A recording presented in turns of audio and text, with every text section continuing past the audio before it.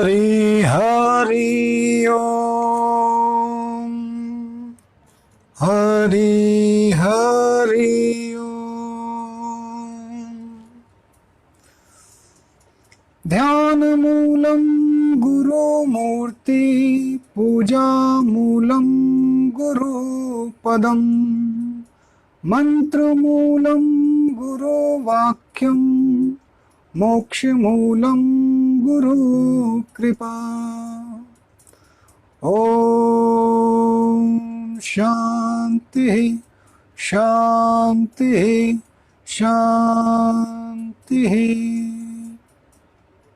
वासुदेव सुतं देवं कंस चाणूरमर्दनं देवकी परमानंदं कृष्णं वंदे जगद्गुरुम्। ओम हरि हरि ओम। ओम हरि हरि ओम। आप सबों का एक बार पुनः इस गीता ज्ञान यज्ञ में स्वागत है, क्योंकि ज्ञान का श्रवण करना भी अपने आप में एक यज्ञ है। हम यज्ञ को बहुत स्थूल अर्थ देते हैं। ज्ञान है, कर्म यज्ञ है, पूरा जीवन यज्ञ हो सकता है। अगर हम यज्ञ के विज्ञान को समझें तो पूरा जीवन यज्ञ है, वरना जो जीवन हम जी रहे हैं वो एक चोरों वाला जीवन है, वो एक पाप का जीवन है। क्योंकि झूठ की आधारशिला पे महल नहीं खड़े किए जाते, वो ताश के पत्ते जैसे महल होते हैं।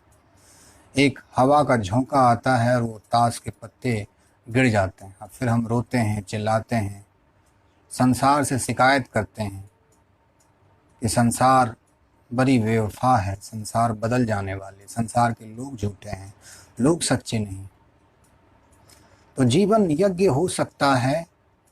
उस जीवन को कैसे यज्ञ में परिवर्तित करें, जीवन के हर कृत्य को कैसे यज्ञ में परिवर्तित करें, भगवान श्री कृष्ण इसकी चर्चा, इसका उपदेश अर्जुन को दे रहे हैं। वो कह रहे हैं कि तुम तो कर्म से भागने की कोशिश कर रहे हो, लेकिन कर्म से भाग कर तुम मुक्ति नहीं प्राप्त कर सकते। बहुत लोग देखे हैं, बहुत से साधु देखे हैं जो पाखंड का आवरण ओढ़कर, जो वस्त्र बदल कर कर्म त्याग देते हैं, पूरी तरह से बाहरी कर्म जो है त्याग देते हैं। ऐसा नहीं कि कर्म से मुक्त हो जाते हैं, उनके भी प्राकृतिक कर्म बचे रहते हैं।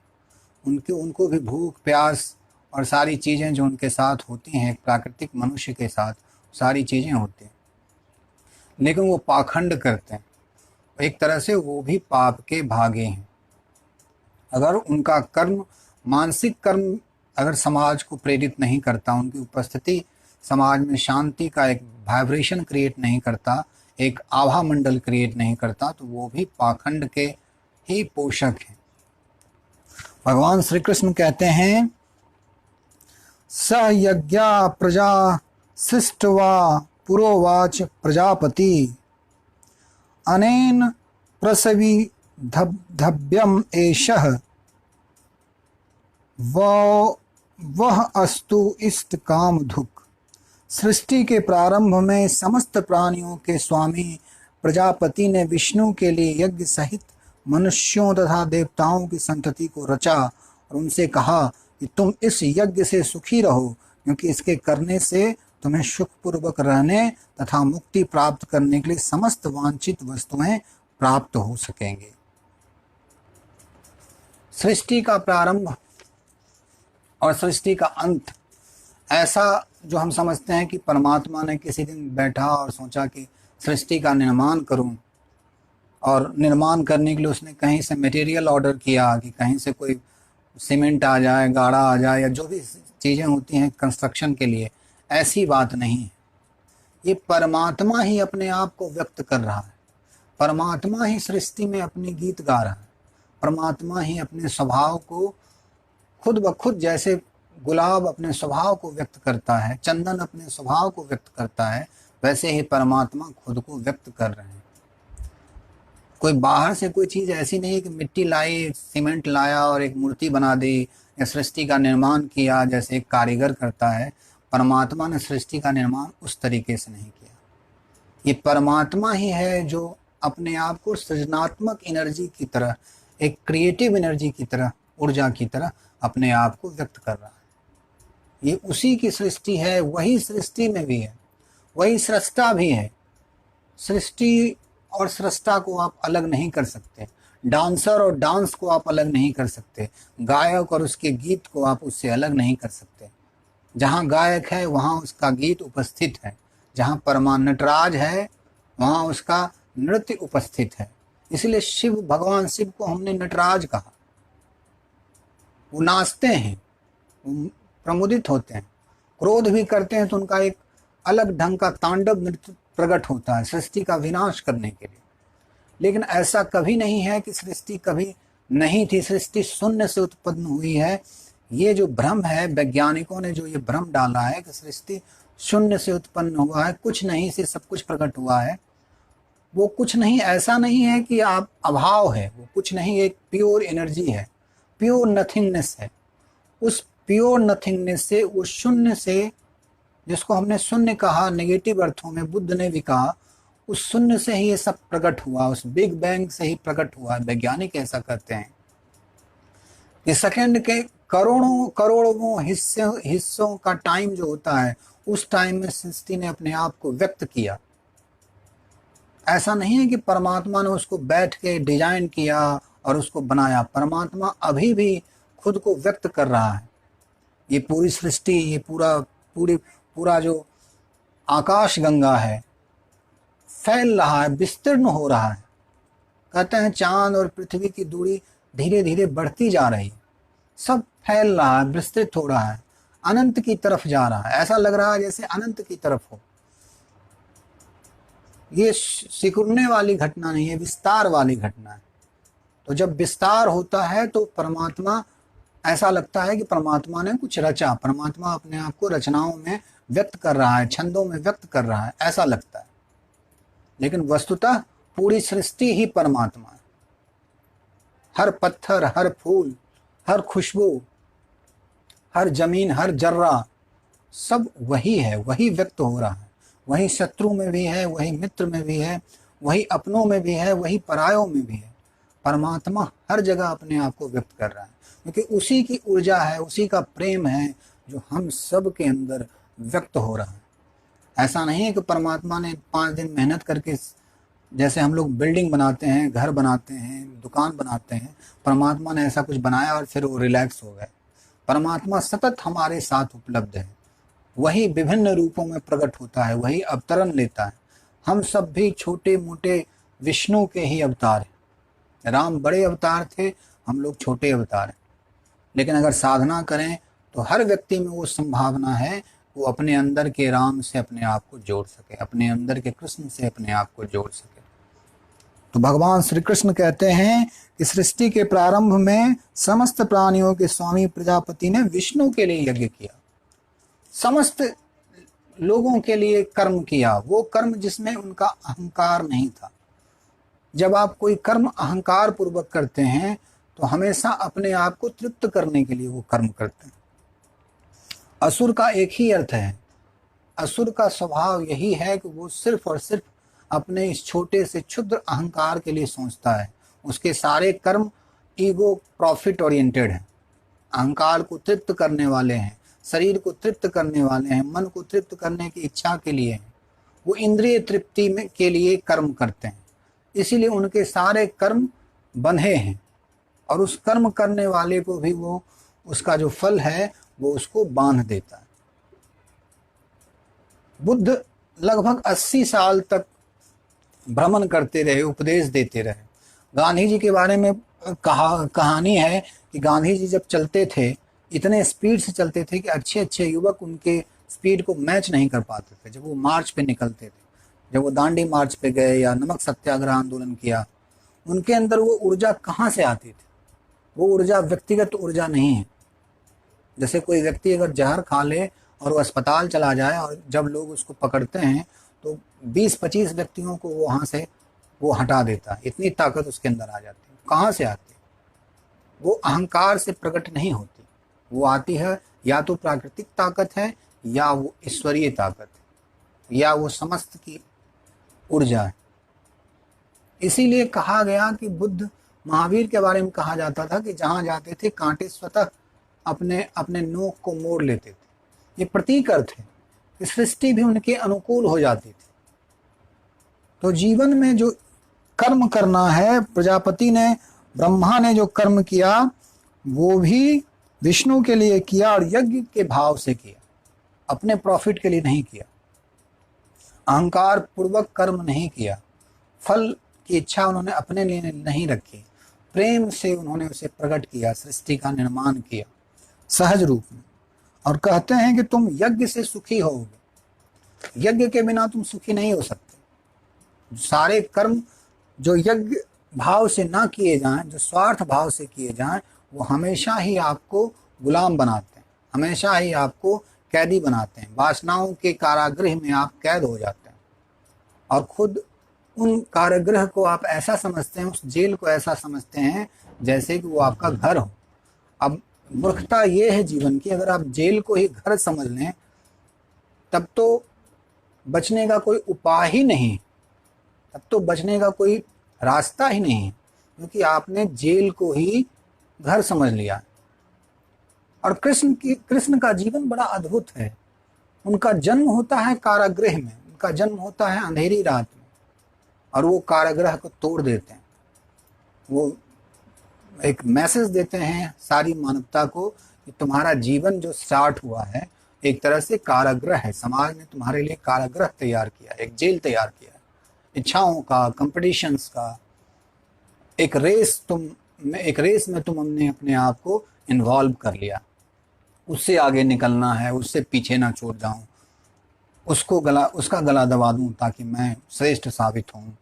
एक तरह का वासनाओं का हमने एक कारागृह तैयार किया है, और उसी को हमने अपना अहंकार, उसी को हमने अपना आवास बना रखा है, उसी पे हमारा शयन है, उसी में सोते हैं।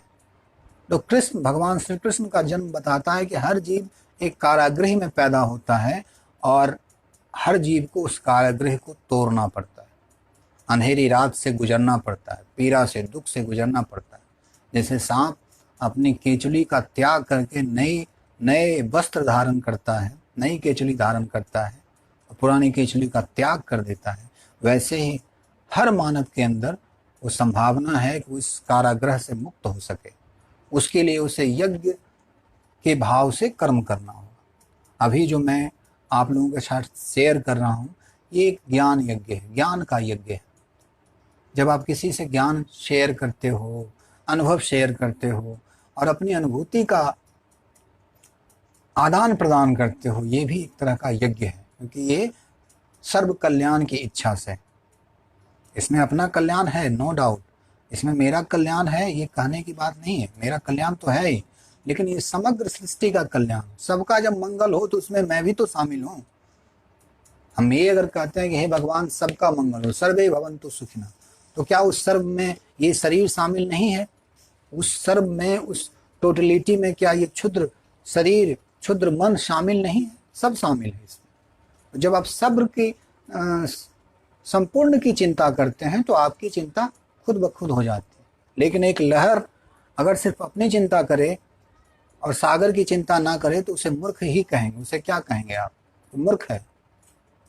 वो तो समस्त सागर के लिए सोचेगा, क्योंकि सागर ही उसको ऊर्जा देता है, सागर ही उसको एनर्जी देता है, सागर ही उसको जीवन का आधार देता है, सागर ही उसको खेलने का पूरा एक कार्य क्षेत्र, एक मैदान देता है जहाँ पे वो खेलियाँ करता है, जन्म लेता है, बढ़ता है, शादी करता है, व्यापार करता है, जॉब करता है और फिर उसी सागर में विलीन हो जाता है।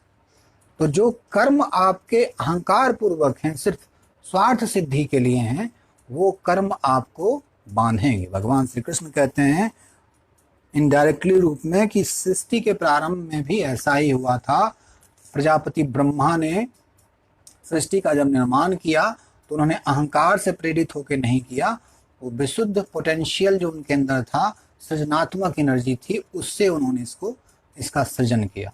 और परमात्मा कुछ नहीं, एक क्रिएटिव एनर्जी है जो हर पल आपके साथ व्यक्त हो रहा है। वो आपकी सांसों में है, आपकी धड़कन में है, आपके प्रेम में है, यहाँ तक कि आपकी घृणा में भी, आपके क्रोध में भी, वो हर जगह उपस्थित है। फिर आप कहेंगे क्रोध तो बुरी चीज है।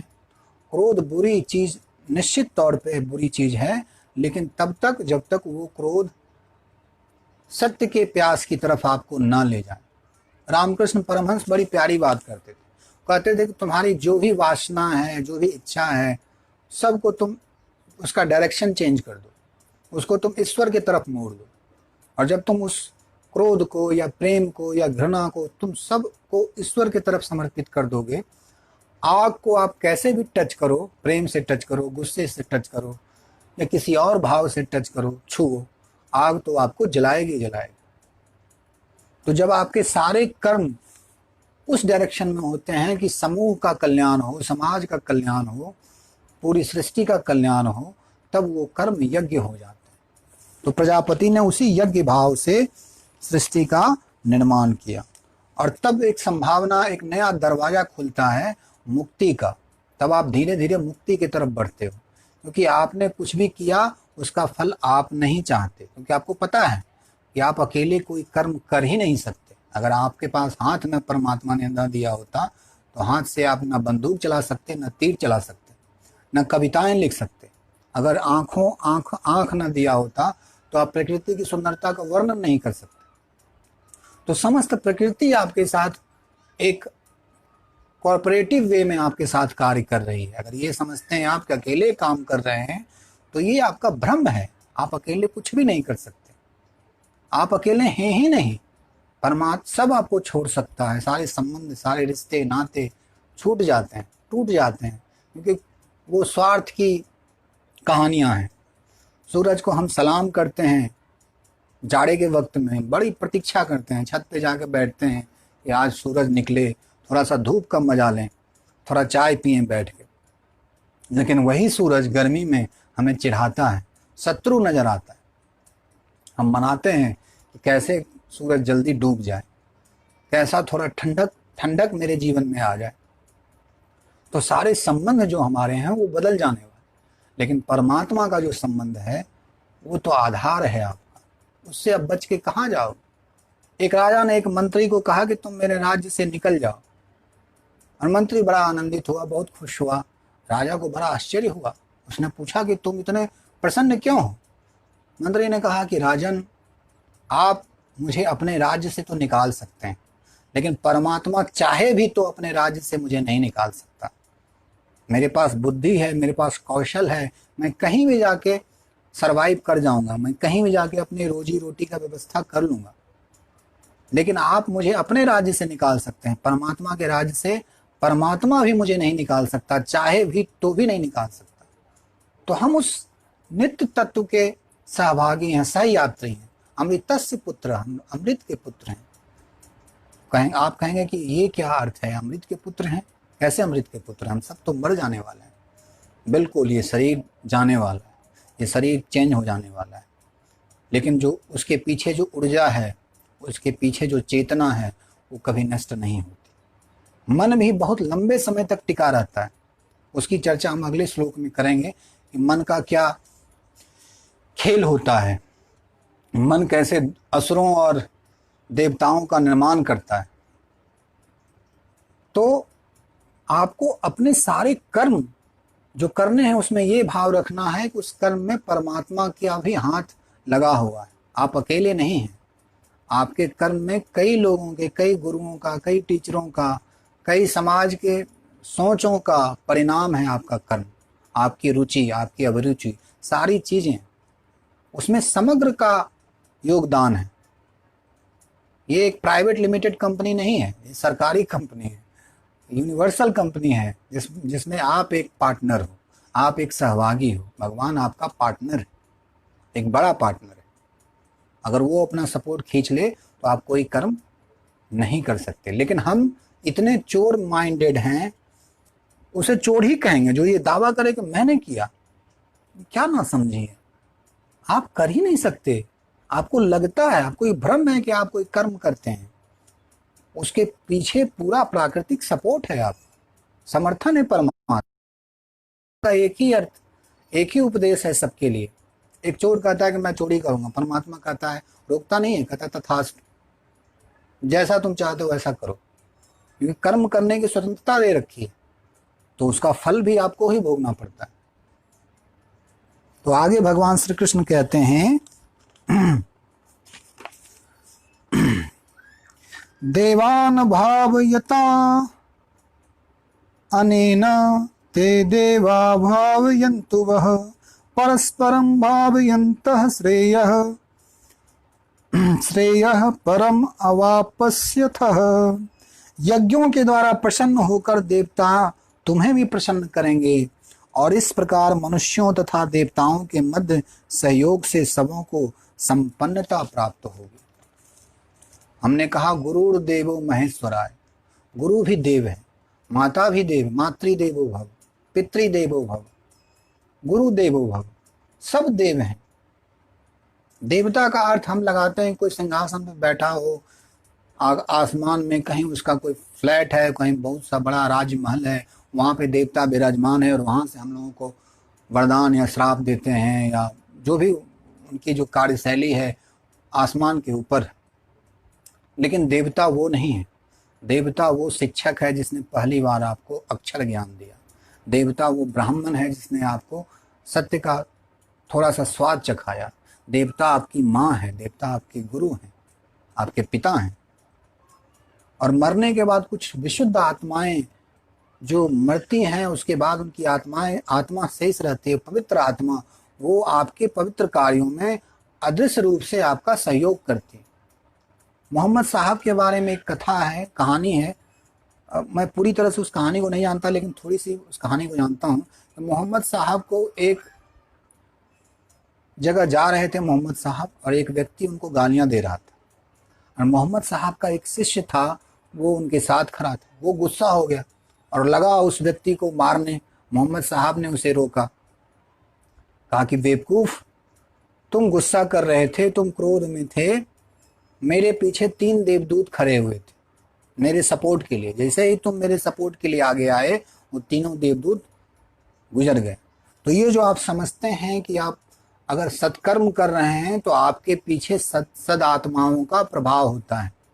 आपने जीवन में गौर किया होगा, जब आप कोई अच्छा कार्य करते हैं या कोई ऐसे कार्य जिसमें लोगों का भला हो, या कुछ पॉजिटिव एनर्जी वाला कार्य करते हैं, तो आपको अनजान लोगों से, अनजान स्रोतों से सहायता मिल जाती है।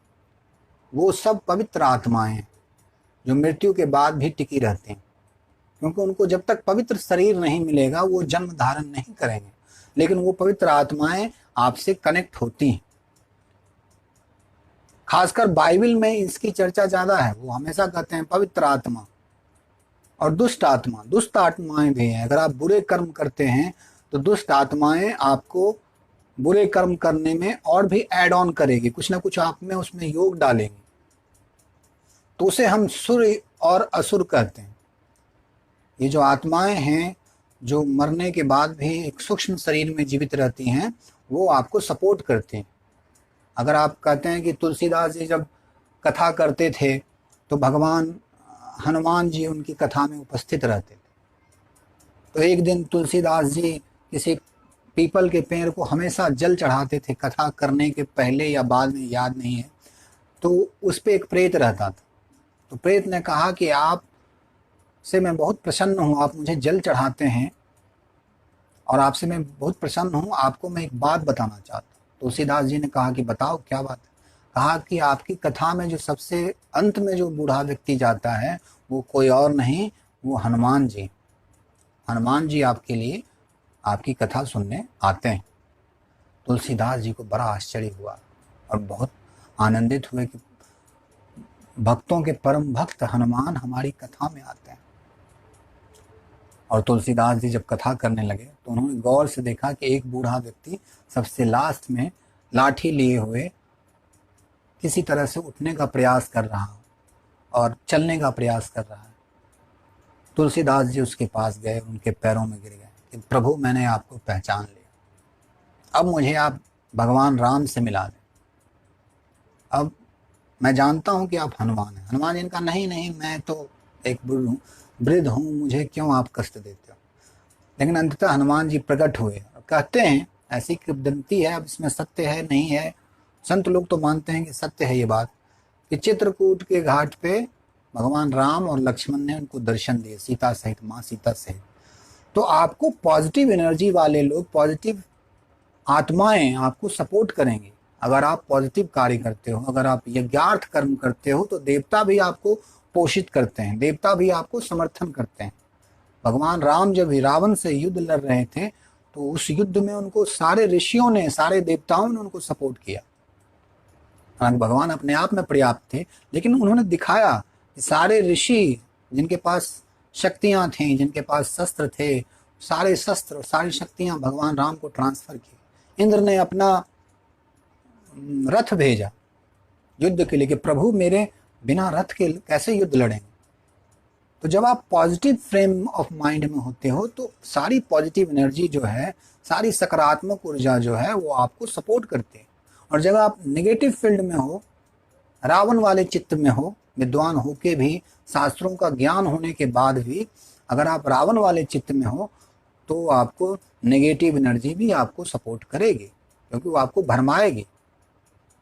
ये एक चुंबक के जैसा है, जैसे चुंबक खींचता है लोहे और निकल को खींचता है अपने पास, वैसे ही अगर आप पॉजिटिव फ्रेम ऑफ माइंड में हैं, तो पॉजिटिव आत्माएं, पॉजिटिव लोग आपसे जुड़ते चले जाएंगे। इसीलिए सत्संग की महिमा गाई गई। सच्चे वैसे लोगों का संग करो जो पॉजिटिव फ्रेम में हो, जो तुमको गिराते नहीं हो, जो तुमको उठाने की कोशिश करो।